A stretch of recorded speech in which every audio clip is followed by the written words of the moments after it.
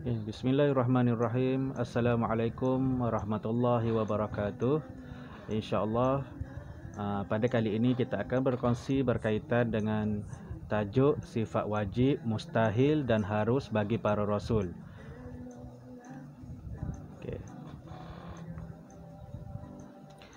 Sifat yang wajib bagi para rasul ada 4 perkara, ada 4 sifat, iaitu siddiq, amanah, tabligh dan al-fatanah. Kita ulang sekali lagi. Sifat wajib bagi para rasul ada 4 perkara, iaitu siddiq, amanah, tabligh dan fatanah. Kita tengok satu-satu apa yang dimaksudkan dengan as-siddiq. As-siddiq artinya benar. As-siddiq artinya benar. Firman Allah Subhanahu wa taala, "Wa ma yantiqu 'anil hawa in huwa illa wahyun yuha."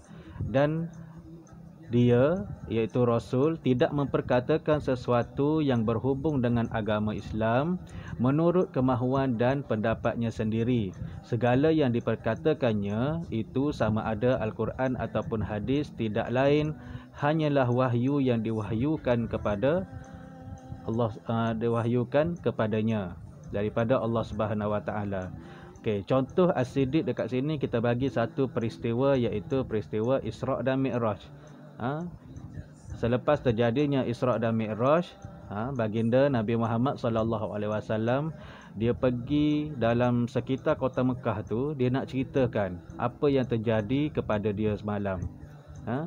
Kemudian bila orang musyrikin Mekah ni tahu, dia cerita tentang perkara-perkara tu semua, dia orang macam nak kenakan Rasulullah.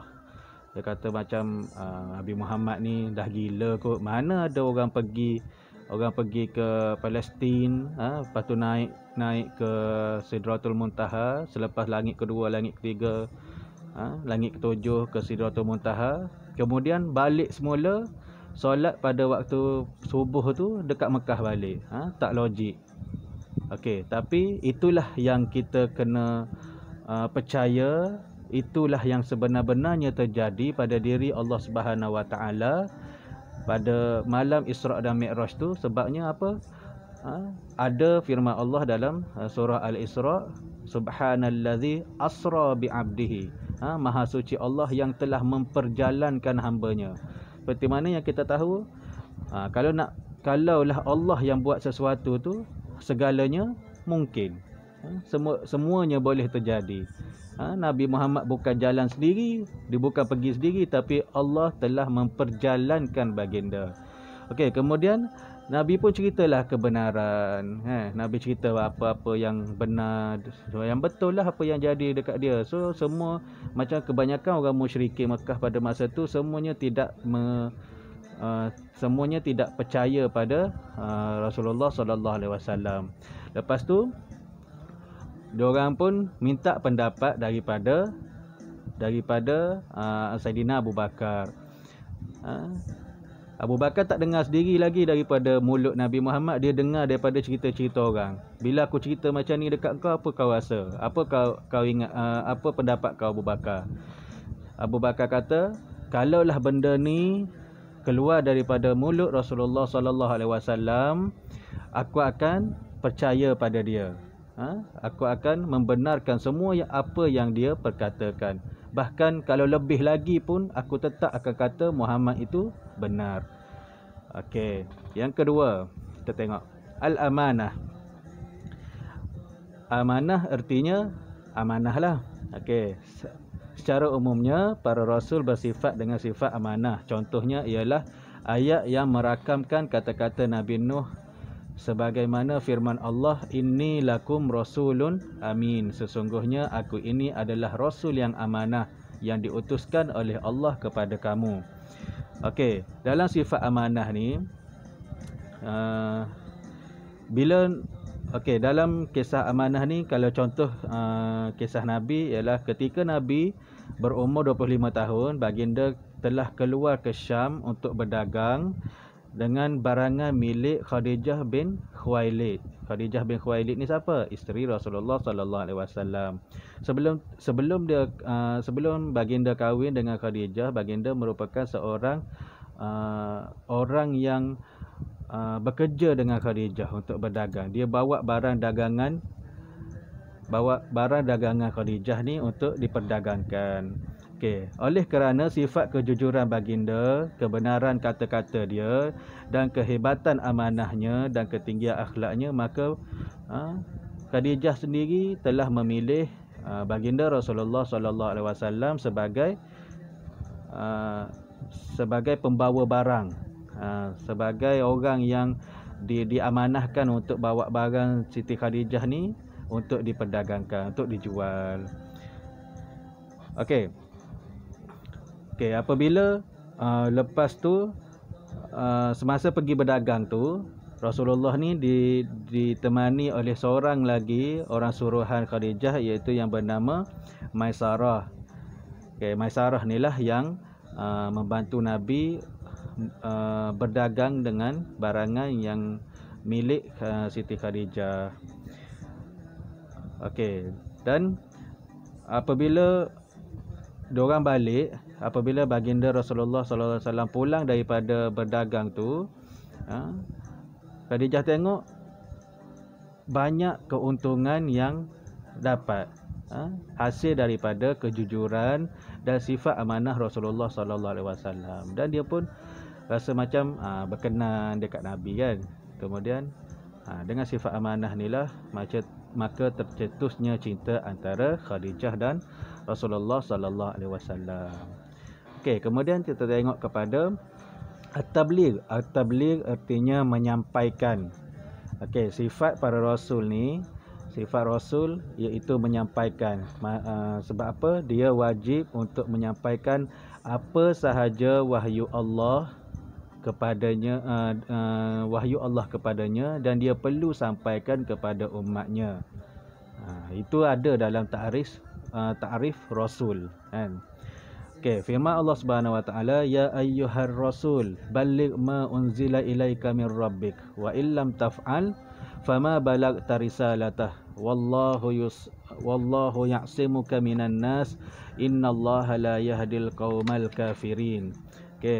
Wahai Rasulullah, sampaikanlah apa yang diturunkan kepadamu dari Tuhanmu, dan jika engkau tidak melakukannya dengan menyampaikan semuanya, maka bermakna tiadalah engkau menyampaikan perutusannya. Dan Allah jualah akan memeliharamu dari kejahatan manusia. Sesungguhnya Allah tidak memberi hidayah petunjuk kepada kaum yang kafir. Dalam ayat ni tengok, memang tugas seorang rasul itu adalah untuk menyampaikan semua perkara yang berkaitan dengan hukum-hukum syarak dan sebagainya dalam bab mengenal Allah dan sebagainya. Seorang rasul perlu untuk sampaikan perkara-perkara yang diwahyukan oleh Allah kepada umatnya pada masa itu. Kalau Nabi kita Muhammad sallallahu alaihi wasallam, baginda semasa berumur 40 tahun, iaitu semasa baginda beribadat di Gua Hira, malaikat Jibril telah datang menyampaikan wahyu yang pertama, iaitu surah Al-Alaq ayat 1 hingga 5, yang menyebabkan baginda ini berasa gemetar. Kemudian bermulalah pada umur Nabi 40 tahun ni, sedikit demi sedikit wahyu, iaitu ayat Al-Quran disampaikan kepada Nabi melalui perantaraan malaikat Jibril. Kemudian bila dah turun ayat, Nabi pun mengajarkan kepada umat dia, sahabat-sahabat dia, tentang ayat yang diturunkan oleh malaikat Jibril kepada dia, sehinggalah ramai dalam kalangan sahabat-sahabat yang menjadi penghafaz Al-Quran dan penulis Al-Quran kepada Rasulullah sallallahu alaihi wasallam. Kemudian Nabi pun, ayat Al-Quran diturunkan dengan beberapa perkara. Contohnya, ada ayat Al-Quran yang diturunkan kerana sebab Nabi tak tahu nak jawab tentang sesuatu soalan. Contohnya orang tanya Nabi tentang roh, Nabi tak tahu nak jawab, maka ayat Al-Quran berkaitan dengan roh pun turun. Ataupun ayat Al-Quran tu turun disebabkan oleh sesuatu hukum tu nak dijadikan syariat, nak jadikan sesuatu hukum, maka ayat ni turun dan Nabi pun menyampaikan kepada sahabat-sahabat dia, kepada umat-umat dia. Sebab sifat Rasul itu ialah at-tabligh, menyampaikan. Okey, lepas tu kita tengok. Okey, al-fatanah. Al-fatanah artinya bijaksana. Okay. Al-fatanah artinya bijaksana. Ud'u ila sabili rabbika bil hikmati wal mau'izatil hasanah wajadilhum billati hiya ahsan inna rabbaka huwa a'lamu biman dhalla an sabilihi wa huwa a'lamu bil muhtadin. Serulah ke jalan Tuhanmu wahai Muhammad dengan hikmah, kebijaksanaan dan nasihat pengajaran yang baik, dan berbahaslah dengan mereka yang engkau serukan itu dengan cara yang lebih baik. Sesungguhnya Tuhanmu, dialah jua yang lebih mengetahui akan orang yang sesat dari jalannya, dan dialah jua yang lebih mengetahui akan orang-orang yang mendapat hidayah petunjuk. Okey, fatanah ni bijaksana. Okey, macam mana kebijaksanaan Nabi dalam menguruskan sesuatu? Okey, kita bagi satu contoh. Pada suatu ketika Makkah Al-Mukarramah, kota Makkah telah banjir dan berlaku kerosakan pada Kaabah. Penduduk Makkah bergotong royong untuk memperbaikinya. Ketua-ketua kabilah telah berselisih pendapat tentang siapakah yang layak meletakkan Hajarul Aswad ke tempat asalnya. Okey, isunya kat sini Kaabah rosak. So masa dia orang nak baiki Kaabah tu balik, Hajarul Aswad ni dialihkan. Okey, bila nak letak balik ke tempat yang asal, nak letak Hajarul Aswad ni, ketua-ketua kabilah di Mekah ni dia macam bergaduh. Siapa yang nak letakkan, siapa yang paling layak untuk letakkan Hajarul Aswad ke tempat dia yang asal.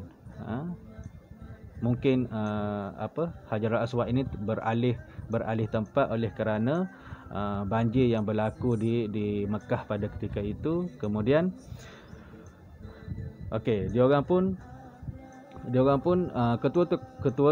ketua-ketua kabilah ini, dia orang macam tak tahu nak putuskan siapa yang layak untuk letakkan Hajarul Aswad itu ke tempat dia semula. So dia orang pun decide, dia orang kata, okey, kita akan tanya orang yang mula-mula masuk ke Kaabah pada keesokan harinya. Okey, malam hari ni kita tidur dulu. Esoknya kita bangun awal-awal, tengok siapa yang mula-mula masuk ke kawasan Kaabah.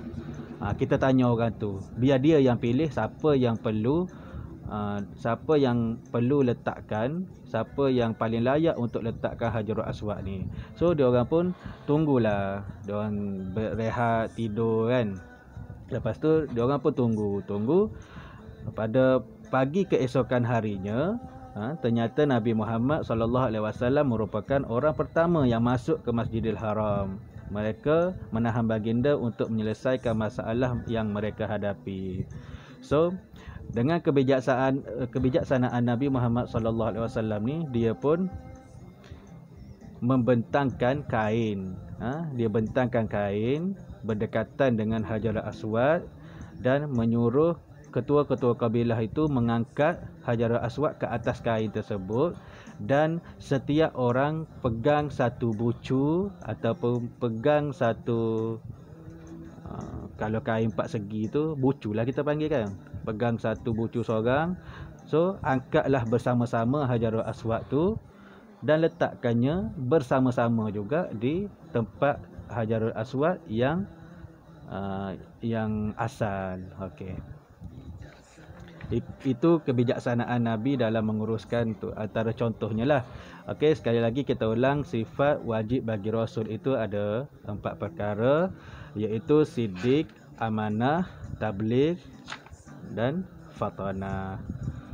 Okey, sidik artinya benar, amanah artinya jujur atau amanah. 3, tabligh iaitu menyampaikan, dan yang keempat al-fatanah, bijaksana. Cukuplah 4 sifat wajib bagi rasul. Okey, kemudian kita tengok kepada sifat mustahil bagi para rasul.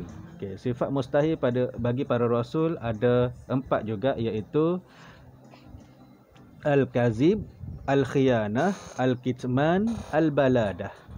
Okey, al-kazib, al-khiyanah, al-kitman, al-baladah.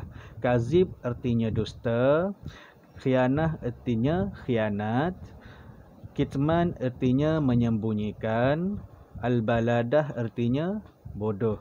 Okey, perkara-perkara ni adalah mustahil, mustahil bagi para rasul. Okey, kita tengok pula. Al-kazib artinya dusta. Al-kazib artinya dusta, dan sifat dusta ini adalah tak layak untuk rasul. Kerana apa? Kerana sifat dusta ini ialah sifat orang yang munafik. Mustahil bagi para rasul itu bersifat dengan sifat orang munafik. Orang mukmin dilarang bersifat dengan sifat munafik. Para rasul ialah insan yang maksum, iaitu terpelihara daripada dosa dan maksiat. Para rasul melaksanakan suruhan Allah dan meninggalkan perkara-perkara yang dilarang. Setiap orang Islam wajib beriman bahawa para rasul itu telah menunaikan amanah dengan penuh kejujuran dan tidak bersifat dengan kazib, iaitu sifat dusta. Okey, kemudian kita tengok sifat mustahil bagi rasul yang kedua, iaitu al-khiyanah. Al-khiyanah iaitu mustahil bagi para rasul itu bersifat dengan sifat khianat. Okey, khianat juga adalah sifat orang munafik. Mustahil bagi rasul lah. Orang mukmin dilarang untuk bersifat dengan sifat munafik. Para rasul adalah insan yang amanah dan mustahil untuk melakukan pengkhianatan. Okey, kemudian tengok sifat mustahil bagi rasul yang ketiga, iaitu al-kitman, yang bermaksud menyembunyikan. Para rasul wajib bercakap benar walaupun pahit. Rasul tidak menyembunyikan sesuatu yang benar dan tidak diperintahkan untuk menyampaikannya. Dan rasul itu bukan diperintahkan untuk menyampaikan sesuatu yang tidak benar. Okey, ramai rasul yang terseksa kerana menyampaikan kebenaran. Orang tak percaya. Para rasul cerita tentang sesuatu kebenaran, sesuatu agama, cerita tentang Islam, cerita tentang Allah Subhanahu Wa Taala, tapi akhirnya mereka yang terseksa, mereka yang dipulaukan oleh umat mereka sendiri. Okey, agama Islam mewajibkan setiap umatnya untuk menyatakan sesuatu yang benar. Kita hendaklah melakukan perkara ataupun mengatakan sesuatu yang benar. Jangan cakap, jangan sembunyikan kebenaran. Okey, kita wajib beriman bahawa para rasul telah menyampaikan risalah mereka dan tidak bersifat dengan sifat kitman, iaitu menyembunyikan risalah ataupun menyembunyikan hukum Tuhan. Okey, kemudian kita tengok lagi. Al-baladah artinya bodoh. Okey. Al-baladah ni, bodoh ni adalah sifat yang mustahil bagi para rasul. Mustahil seorang rasul utusan Allah itu bersifat dengan sifat bodoh. Okey. Menuntut ilmu adalah wajib bagi setiap orang Islam. Okay.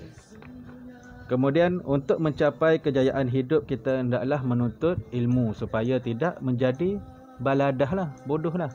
Okey, orang yang berilmu akan dihormati, orang yang bodoh mudah ditindas dan dipermainkan oleh orang lain. Setiap orang Islam wajib beriman bahawa para rasul itu bijaksana semuanya dan tidak bersifat dengan sifat al-baladah.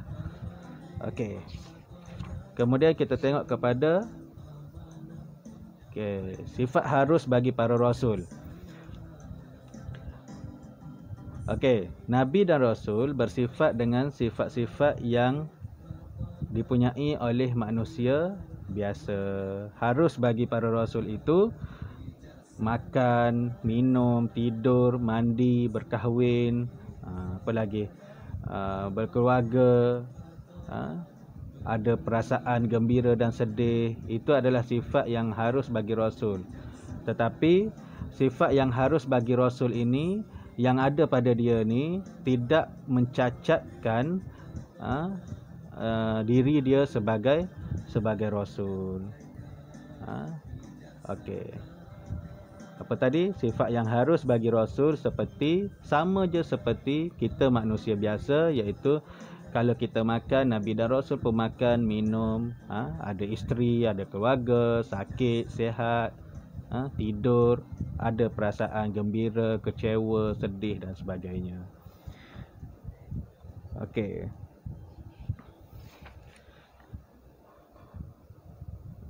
Okey, itu kan. Okeylah, setakat itu saja pembelajaran kita pada kali ini, iaitu kita tahu Rasul ini bersifat dengan sifat wajib, siddiq, amanah, tabligh, fatanah.